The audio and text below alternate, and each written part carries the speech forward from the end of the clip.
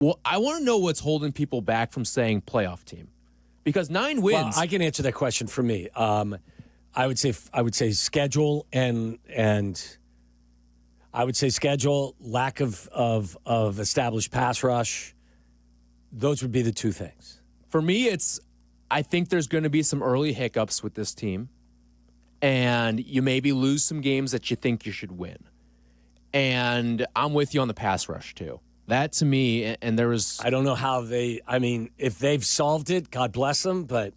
I don't think it's solved. I don't either. If there's a big fix to this pass rush, it's not on the roster right now. Now, there's a lot of expectations and a lot of change with this Bears team as we head into 2025 here. And you said before the break, 9 wins is what you're expecting. When you say change, name something that you believe could even remotely be considered the change as being negative. Negative? Or not an upgrade. That would be me. I would. I don't know if. No, this is a huge upgrade. I don't know if you've necessarily upgraded the defensive line. But Grady, Jarrett, and Dio Adengbo are better than what they had. I'm not saying you have solved. I don't know that you have solved your problem, but those guys are better than what you had. Well, if you count Andrew Billings as being a part of the roster from a year before, have you necessarily upgraded in that way? Well, at the very least, you should be getting Billings back, but what's he going to look like coming off of a pec injury? That's a good question, and I think you've reached the diminishing return stage of Grady Jarrett's career. You can still get something out of him, but you're better, you're deeper, you have more. It's not a bad thing. If it was better, I just don't know how much more impactful are you. That's totally fair. If that makes sense. Yes. I think it's a little bit different there, better versus impact. But that would be really the only thing. Offensive line clearly better. Running back room maybe not, but that's the only position. Stagnant. Yeah, tight end room I think he got better. Receiver room I think he got better. Yes. Status quo in a good group in the secondary. I think that the coaching got significantly better across the board. For sure. You could argue the secondary did get better because they hired Al Harris. Yes. To your point. I think it's fair. And not just, I think that, and I think that having Dennis Allen is also something you got to keep an eye on as well. They're going to be aggressive. There's going to be pressure coming from everywhere. Mm-hmm. Guys are going to be left on islands. And I think you've got guys that can help with that creative pressure. When you're talking about Kyler Gordon, and if he can stay healthy, Jaquan Brisker. I was surprised at Kyler Gordon, and maybe it was because there was really no attention paid to nickel corners. When ESPN put out their top 10 position rankings, Kyler Gordon wasn't even in the, also receiving votes, which to me, he's a top 2-3 nickel corner in the league. Mm-hmm. Now, I'm not going to tell you that. Were there any nickel corners, though, on that list? I don't think so. But it's such an important position to not actually designate it and rank it. I thought was weird. How often do they have just two corners on the field? Almost never these days. Almost never. That's why Jack Sanborn, only probably played, I don't know the exact percentage of the snaps he played, but it wasn't 50%. No. Because they were in nickel quite a bit. Or sometimes you find yourself in with 6 DBs on the field. Yeah. So, but no, Kyler Gordon is certainly that's one of the, when you talk about draft picks of Ryan Poles, that's one of the flags that you raise.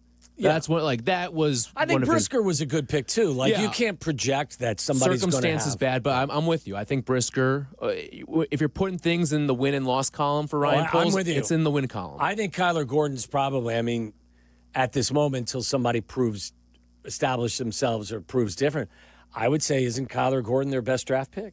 Absolutely. I don't even think it's really all that close. Right. I think he's a fantastic player. So expectations are different. Up at Hallis Hall, you said 9 wins. I'm with you. I'm expecting 9 wins this year. Now, the schedule's not easy, and I think you could get some hiccups early on in the season when you're supposed to win some of those games. But I want to know what's holding people back from saying playoff team. Because 9 wins. Well, I can answer that question for me. I would say schedule and I would say schedule, lack of established pass rush. Those would be the two things. For me, I think there's going to be some early hiccups with this team, and you maybe lose some games that you think you should win. And I'm with you on the pass rush, too. That, to me, and there was... I don't know how if they've solved it, God bless them, but... I don't think it's solved. I don't either. If there's a big fix to this pass rush, it's not on the roster right now. Now, I will say this. I believe, and again, this was an ESPN production, ranking the 2025 NFL rosters best projected starting lineups. And I don't know. I mean, you and I have both seen this. Charlie and Hannah, have you seen this article? I haven't seen this. So we did it during the lunch rush. Okay, so Hannah knows, Charlie does not. Do you know where they have ranked the Bears roster across the NFL of all 32 teams? I'm going to say they put them like 14. Okay, close. 15th. They were listed as the lowest of the entire division, right? Yep. You had Green Bay at 14. I believe you had Minnesota at 11. And you had Detroit higher up than both of them. I believe they're like 4. But this and I agree with it. I don't think that they're a top 10 or a top 7 roster. But I do believe you're a top half of the league roster, which means you better win. And I like their coaching staff as much or more than 75% of the coaching staffs in the National Football League, which tells me, look, you're expected to win 9 games. Well, I'll tell you this, too. Ever since the NFL expanded their playoffs in 2021, so we're talking 4 years of sample size here, there have been 7 teams that have made the wild card with 9 wins. Now, everyone thinks, 9 wins doesn't get you into the playoffs. Last year, it didn't get you in the playoffs. Right. But last year was a weird year, if you remember. I think the perfect microcosm of how weird it was in terms of win disparity last year is the Bears won 5 games and picked 10th. Yeah. 5 games from the year before was putting you inside the top 5. If you think we're getting that same type of year this year, then 9 wins probably isn't getting you in the playoffs. But with the expanded playoffs these days, 9 wins for the most part gets you in. Or most seasons you will see 9-win teams in the playoffs. Maybe it depends. NFC is a little stronger this year. AFC is a little stronger that year. But 9 wins should get you in, or at least make week 18 meaningful. Well, I mean, this is what you look at. You got 4 division winners, and how many? You've got three wild cards. So as you currently look across the NFC, do you have the Bears winning the North? I don't. So they're going to have to find their way in via a wild card. You're going to get 1 team out of the South. I don't believe you'll get more than 1 team. You may get 2 out of the West. I mean, I think the Rams are going to be a good football team, and I think the 49ers are going to bounce back. I agree. So you may get 2 out of there. How about the North? Well, and then Seattle won 10 games last year. Yeah. I think they're going to take a step back, but who knows? Out of the North, I mean, the Lions.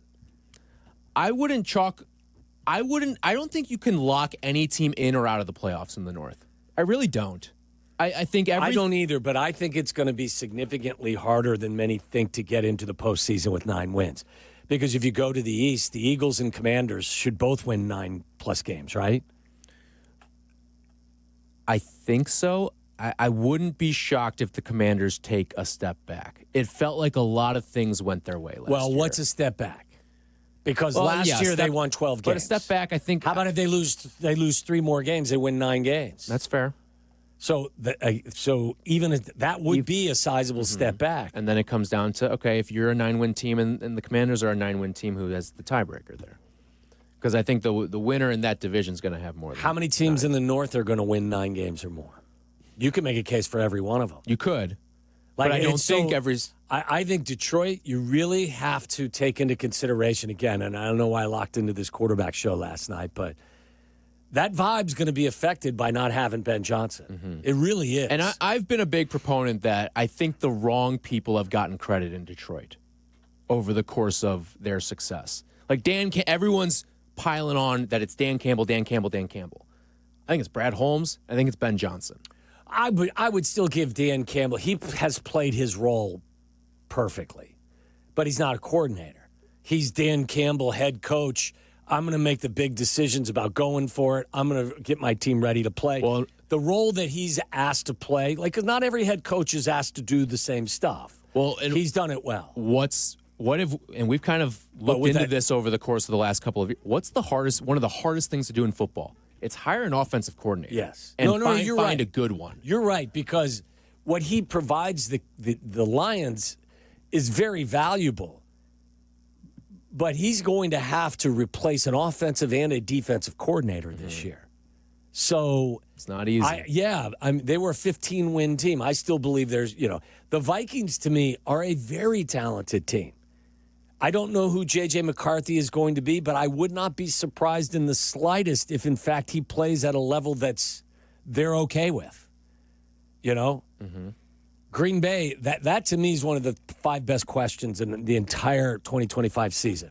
Who's Jordan Love? You remember last year I was watching Get Up about every single one of these quarterbacks. Yeah.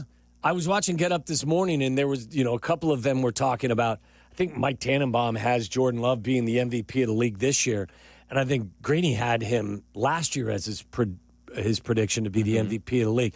Who's he going to be? Is he going to be the quarterback that we saw in 2023 that helped them win a playoff game and looked really good? Or was he the guy last year that, played reckless at times and put his team in harm's way? And how much of that had to do with the injury that he suffered early in the season? So I will project that 9 wins will not get you into the playoffs this year in the NFC. I won't guarantee it, but I just think it's going to be harder to do it. Because can't you see the Rams?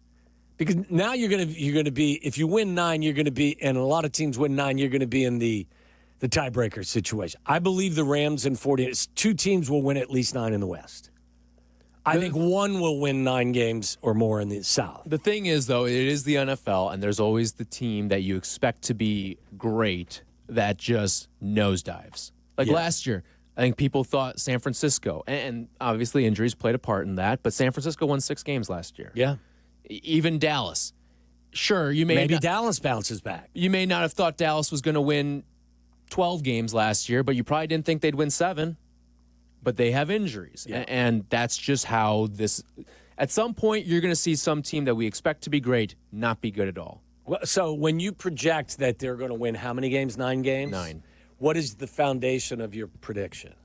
I think you're going to see improved quarterback play. I think you're going to see Caleb Williams. I'm not saying he's MVP of the league or anything like that, or even like all-pro level, but I think you're going to start to see more moments of like, all right, that's why they picked him number 1 overall. And I think a lot of it's going to have to do with Ben Johnson. And a lot of it's going to have to do with you went out and bolstered the hell out of that offensive line.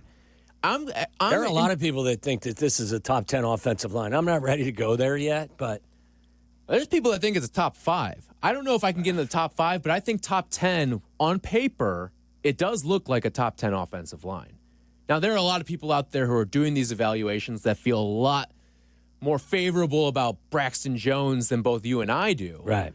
But I kind of like that at least you're going to have competition at left tackle, right? Isn't that going to be the big camp battle that we're looking at heading into this season? I would hope so. Because that's a lot of these jobs feel solidified about who is where on the field, who's starting, who's reserves. Left tackle is the one that really feels like it could be up in the air. I think you're going to be able to live with whoever it is. And it will need to get better, don't get me wrong. But I don't think it's going to be a hot mess disaster. No. Because I think Ben Johnson and their new offensive line coach will do the best they can in game planning and play calling to protect it if it becomes an issue. I don't want to say it's a good problem to have because not knowing who your left tackle is on July 21st is not a good problem to have. But it feels more like a good problem than an issue. You do have some bodies. You have some options potentially. They always say, like, you have 2 quarterbacks, you have none. I don't think this is that. You have a little bit of something here. One guy's a second-round pick. The other guy's been a starter in the league for a couple of years, and you're maybe just trying to figure out who he still is.